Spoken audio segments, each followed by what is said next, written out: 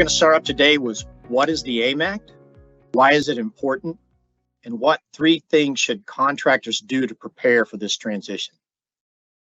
The American Innovation and Manufacturing Act, or AIM Act, mandates an 85% reduction in hydrofluorocarbons, or HFC, gases by 2036. This has been top of mind for many contractors since the AIM Act was enacted in late 2020.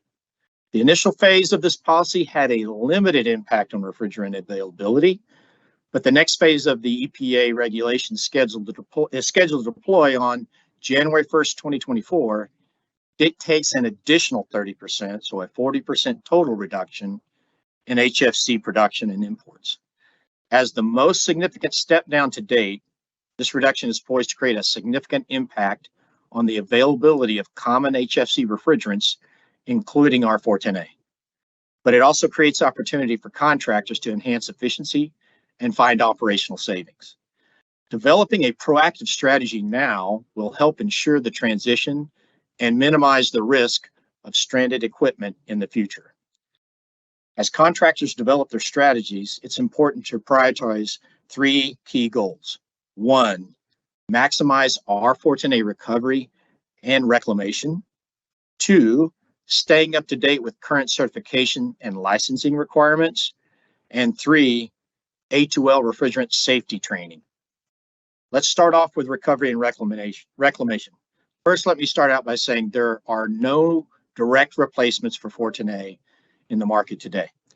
It's important for contractors to understand that, unlike with previous transitions, there's currently no EPA SNAP approved drop-in for R410A. Because there is no direct replacement for R410A, recovery and reclamation are necessary to maintain an inventory of refrigerant within the market to service existing systems. In many instances, recovery rates have been limited, especially among small charge residential systems, because the process can be time intensive and the value of the recovered gas has not always been economically advantageous.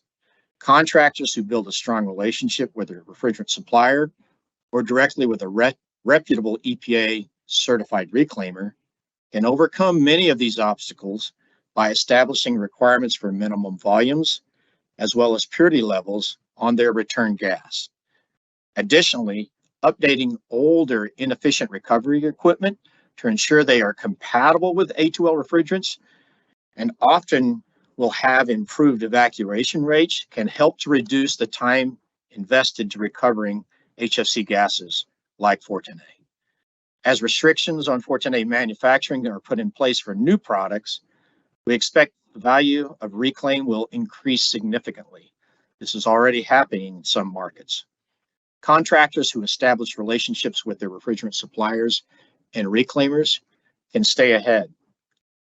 On the Section 608 licensing, contractors will want to review their current Section 608 licensing to be sure they are up to date with current certification and licensing requirements. They will also want to monitor the EPA for impending updates that are expected to be released in the coming months of this year as part of the AIM Act.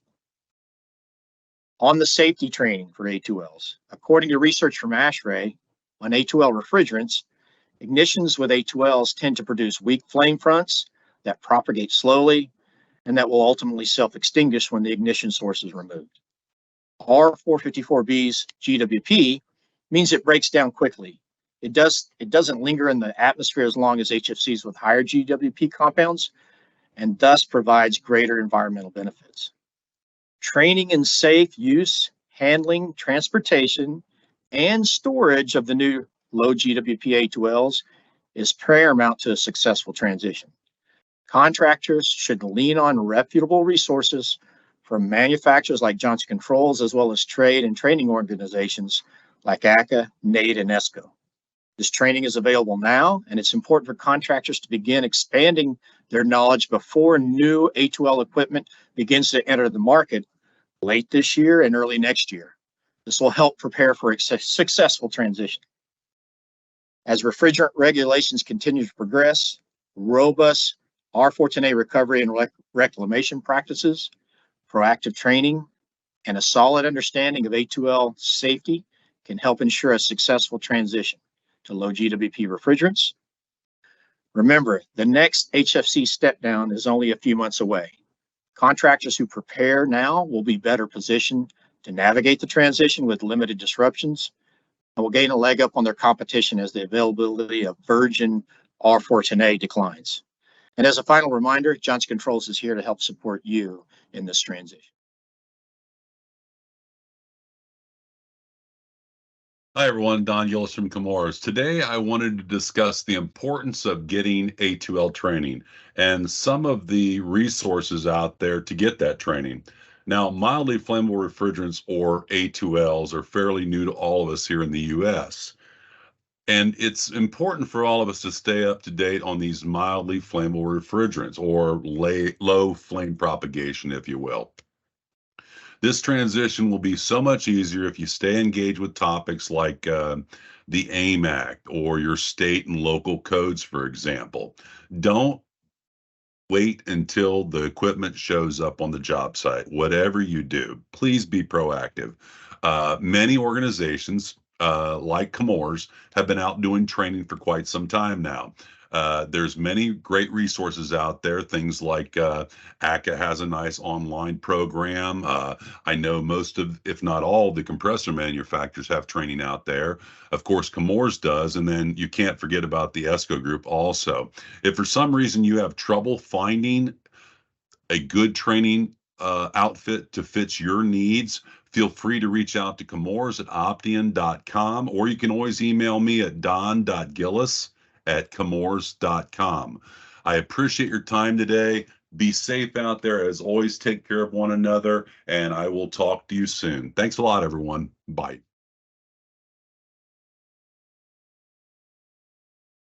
Hi, I'm Jennifer Butch, Director of Regulatory Affairs here at Copeland. Today we're talking about what refrigeration contractors should be communicating to their food retail customers on the federal refrigerant transition. First, the price of existing refrigerants is expected to increase significantly. This means you must make extra effort to maintain your existing equipment through leak detection and regular maintenance, as you can't afford leaks. Second, new systems will look different as these new refrigerants have different rules. These systems will likely be lower charge due to flammability mitigations or higher pressure in the case of CO2. None of these new refrigerants are currently allowed for retrofit. Develop a robust replacement plan considering sustainability goals and regulatory compliance. Third, reporting requirements are likely to change, and contractors can help here too. Stay tuned as EPA rolls out new regulations later this summer. And fourth, stay connected with industry news from associations and companies like Copeland.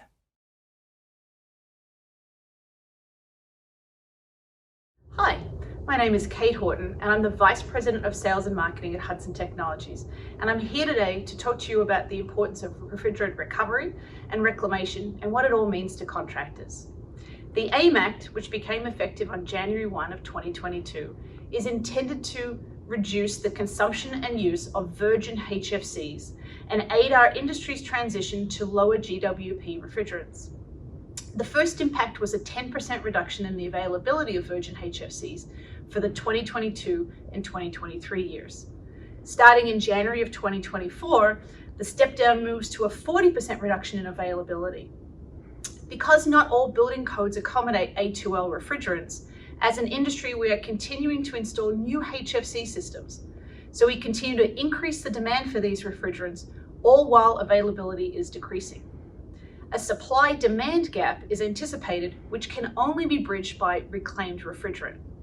Contractors play a crucial role here because without recovering used refrigerant, there can be no reclaimed refrigerant. You may be concerned that recovering refrigerant might be an expense for your business, and in years past, it's possible that you may have been charged to return crossed or low purity refrigerant. You may have even been charged a fee to swap your full recovery cylinders for empty cylinders, or regardless of how good the refrigerant was. With the AIM Act impact, most reclaimers, including Hudson, have removed any fees and charges from their reclaim programs. Contractors are now paid for their efforts for recovering refrigerant, including being paid for lower purity or cross refrigerants. And any fees such as empty cylinder or hydrostatic testing fees have been eliminated. Recovering refrigerant should be a profitable activity for contractors, and you should be financially rewarded for doing the right thing for your business and for the environment. Reclamation starts with recovery. As an industry, all stakeholders are encouraging contractors to recover all refrigerants. Ensure that you reap the rewards and sell those refrigerants to an EPA certified reclaimer. Thank you to all the contractors recovering refrigerants today, and keep up the good work.